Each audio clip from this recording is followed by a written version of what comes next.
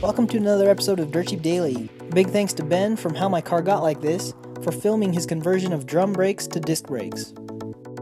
If you're driving a 90s Subaru, there's a pretty good chance you have rear drum brakes too. But luckily, Subarus are extremely modular, and you can pick up rear disc brake knuckles from any 90s Impreza, Legacy, or Forester and just bolt them in place of your drum brake knuckles. In my opinion, the best way to do this is to go to your local junkyard and find a parts car that has rear disc brakes. You can pick up the rear knuckle, hub, caliper, brake lines, and all the hardware you'll need all in one place and for cheap. Ben spent about $65 on everything, including CV axles, rotors, and brake pads that he pulled from a Forester. The rotors and pads looked new, so we decided to just use them.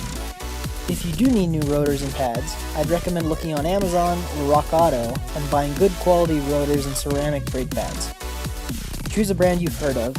I've had a lot of success with Bendix and Raisbestos. The hardest part of this conversion is actually just removing the original bolts that hold the knuckle to the trailing arm and to the lateral links. The long lateral link bolt often rusts and fuses inside the knuckle, making it impossible to remove. If you do have a rusty car, you're most likely going to need to just cut off the head of the bolt to be able to get the knuckle out. The bolt that holds the knuckle to the trailing arm can be pretty hard to get to, since the backing plate of the drums gets in the way of any normal size socket. I definitely recommend just cutting the backing plate or bending it up to get access to that bolt. You're never going to switch back to the drums, and you're probably not going to be able to sell many drum brake parts. This isn't the first mod I would do if you have rear drums, but it's one that does increase braking performance and stiffens up your pedal nicely. It's also great for future maintenance. Drum brakes can be really tough to work with when they're old and rusty, and disc brakes are more efficient and way easier to service.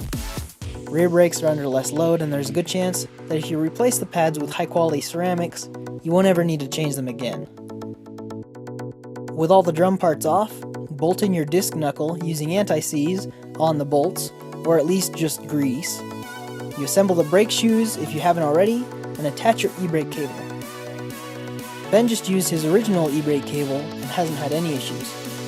The next step is swapping brake lines so you can connect up your calipers. If you look at the brake line, there's a hard line and a rubber line. You just unscrew the rubber line from the hard line and replace it with the whole rubber line made for a disc brake. Slide on your rotor, bolt on the caliper, install your pads, bleed the brakes, adjust your e-brake, and torque everything down, and you're all done. It really is a simple swap for a Subaru. The most trouble you'll have will be because of corrosion on those bolts. Thanks for watching. More content is coming your way, so be sure to subscribe so you don't miss out.